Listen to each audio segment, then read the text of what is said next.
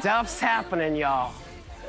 Last night, Stephen Colbert's Late Show studio was packed with all-star supporters for his first show since announcing Paramount was letting him go. But he promises he's going to make the most of the time he has left. Take a look. I can finally speak unvarnished truth to power and say what I really think about Donald Trump, starting right now. I don't care for him. Doesn't seem to have, like, the skill set. Donald Trump posted, "I absolutely love that Colbert got fired. His talent was even less than his ratings." Would an untalented man be able to compose the following satirical witticism? Go yourself.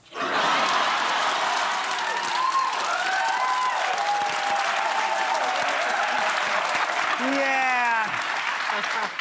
Now, there are allegations that Paramount fired Colbert to help get the government approval needed for this merger with Skydance Media. Paramount says that's not true. They're saying that the show is losing too much money. And then Jon Stewart responded to that on last night's Daily Show. Take a look. The shows that you now seek to cancel, censor, and control, a not insignificant portion of that $8 billion value came from those shows. I don't think the answer can be found in some smoking gun email or phone call from Trump to CBS executives or in CBS's QuickBooks spreadsheets on the financial health of late night. I think the answer is in the fear and pre-compliance that is gripping all of America's institutions at this very moment. I'm not giving in. I'm not going anywhere. I think. So I guess the question is, with all that's going on, do we think that Paramount maybe bowed to political pressure, or was it just business, or is it a little suspect at the timing? I mean, or is it all of those things? I think two things can be true at once. You cannot ignore the politics of the moment, that this is a president who's made clear how he feels about certain people in the media, and there's this multi-billion-dollar, $8 billion merger that's pending that the government can weigh in on. And then you also have to look at the economics of the television industry. The fact that shows as iconic as The Late Show have a fraction of the viewership that they had even 20 years ago. This report was that he was losing about $40 million a year while commanding Colbert a salary of $20 million. Yeah. But my question is this. Even Trump's casino didn't lose that much. My question is this, though. Was he given a chance? Did they say, you need to turn around the economics of the show? I have loved Stephen Colbert. I'm an elder millennial. We grew up on him. I've loved him for so many years. I think he would have taken a pay cut. I think he would have done necessary layoffs to be able to keep that iconic show and brand on air. And the idea of taking down the whole Late Show, not just Colbert, and go with a cheaper host or something. So it was political. I think that it's both. I think the economics can't be ignored, but I think the politics play a factor in it. But Jon Stewart said it well in that earlier in that clip. We're all basically operating a Blockbuster kiosk inside of a Tower Records. That is the reality. Like, nowadays, it's not just, you know, what's on late night at 11:30 at night. Yeah. You could watch your Netflix, your Hulu, your Disney Plus. You have so many options. That said, certain brands are worth more than just what their ratings might be that day. Yeah. Look, you know, it's always been the role of the court jester to make fun of the king. Yeah. That is the role of comedians. I have said on this show, I think I said it years ago, when they start coming for the comedians, all bets are off. Because the king he's supposed to take the hits. And this guy has the skin thinner than, you know, than I don't know, than this card. You know, he was insulted by Obama at the correspondents' dinner that time, and he's such a vengeful guy that he went after Obama after that. He cannot take a joke. And that's what these guys are doing. And I love that they're all sticking together. I remember when Gilbert Gottfried got into trouble for making a joke. He got canned from Affleck. Yeah. The comedians all had his back. Right. And we will stand by the comedians. Come on. Yeah. And by the way, look at that. That's so cute. Yeah. And by the way, why is it, I think Jon Stewart said something like this, why is it that this guy can call any name he wants of anybody? Yeah. Little Marco, this one's stupid, that one's an idiot. We're not allowed to say anything like that on this show in particular. And I accept that, and I respect that. I'm not going to start calling him the Orange Menace, even if that's what he is. But I'm just saying, he can do it, but we can't. Well, that's not going to work. Well, it's classic bullying behavior, right? They can Right. dish it out, but they can't take it, and I think that's what we see. That's right. It's really clear and bullies are by nature insecure. Look, I think that we don't know if it's purely financial. I mean, if you look at some of the numbers, But the timing, Sonny. it could be financial, and I don't know that it's purely political.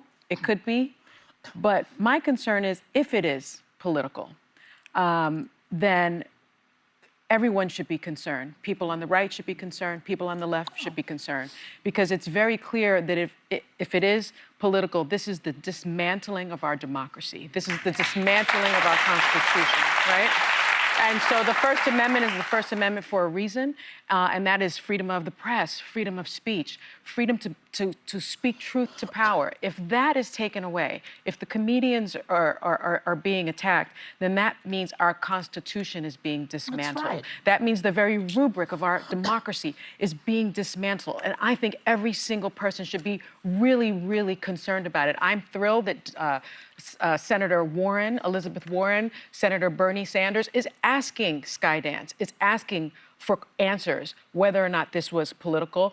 The Writers Guild is actually asking the Attorney General to look into this situation to find out if it was political. And if we find out it is political, what are we going to do as a country? We must protect our Constitution and we must protect our democracy. I think this is bigger than just the cancellation of a television I think it's show. great they're asking the questions. I don't think they'll ever be able to just ask the question and then go, you know what, you figured us out, it's definitely political. They're not going to say it, but you cannot deny there's politics at play here because the FCC has to be involved. It's not just gets to have a say. In order to pass along broadcast licenses, they have to approve the deal. And last week, Skydance CEO David Ellison met with FCC Chairman Brendan Carr and talked about, and I quote, they will embrace diverse viewpoints, that varied ideological perspectives. They're saying that part out loud. So that absolutely matters. But I liked your kiosk joke, Alyssa, or I know the quote you used, because linear TV is going to be a niche option in 2029. That's not that far off right now. So as you watch the ad revenue, it dropped. What do you call it? Linear TV? Linear TV. Is that what we're on? Yes. But we're also on streaming, Hulu, and Disney+. That's why I'm saying I got nothing to hide here, guys. In 2018, advertising has dropped by 40% since 2018 as ad revenue moves to digital content and non-traditional media. So the fact that they are, CBS and Reuters actually, not CBS, Reuters reported that 40 million number is floating around here. Even when you take Stephen Colbert out of the 20 million, where do you come up with the other 20 million? And when you asked about, I wonder if he was given a chance, this is not reported. I'd heard rumblings that he was defending his staff over the years, which I deeply respect because it's only a matter of time and you can only protect everyone for so long. But it's a show of over 200 people. And when they come to you and you're the one single face of a show, you do have a limited, powerful moment to say, I'm not letting you get rid of my staff. And so I even respect him more if that is the case. Well, and move out of the Ed Sullivan Theater. I'm so sad to see that that's not going to be the home of late night. I think it's devastating. Like the Beatles played there, it's iconic. But you can now do a show that looks like it's in the Ed Sullivan Theater for another CBS location for way cheaper. Like there was a way, if there was a willingness to keep this program that's iconic and a legacy program on air. And I just don't. I think the difference here is corporate media overlords that have other interests, and that's why new independent media is one of the rising places that people consume content because you don't have people making those just decisions. add something about the money, the numbers here, because we're talking about the $40 million, and a lot of people are reporting that it was the advertising revenues went down. But if you look at the estimates from Edo Ad Engage, late night broadcast TV shows took in $150 million over the 12-month period from July 21st, 24 to July 20th, 2025. That is up 6%. Up 6%, Not if the show costs not more down. than that. And so Whoopi, the listen. Late Show with Stephen Colbert was also estimated to have earned $59.9 million in ad revenue. It is down 2% year over year, but it's still almost $60 million. And so the Too suggestion expensive to make, though. Dave Portnoy. Right, but the suggestion that it was purely financial. No, I don't think anyone Given believes given that those numbers just doesn't make a lot of sense. Whoopi, Not Colbert. purely. let's hear what Whoopi has to say. We're supporting you. Yes. Yeah. We got We you love back. you. Right. And I'm gonna wait and see where it shakes out because I have my own thoughts, but because they are my own thoughts, I don't want to give them ideas. So I'm going to hold on to my thoughts and watch how this shakes out. Yeah, but you know how it feels to be canceled because of something funny. Yeah, but you know what? We're living in different times right now. I And know. so we are surfing the best that we can.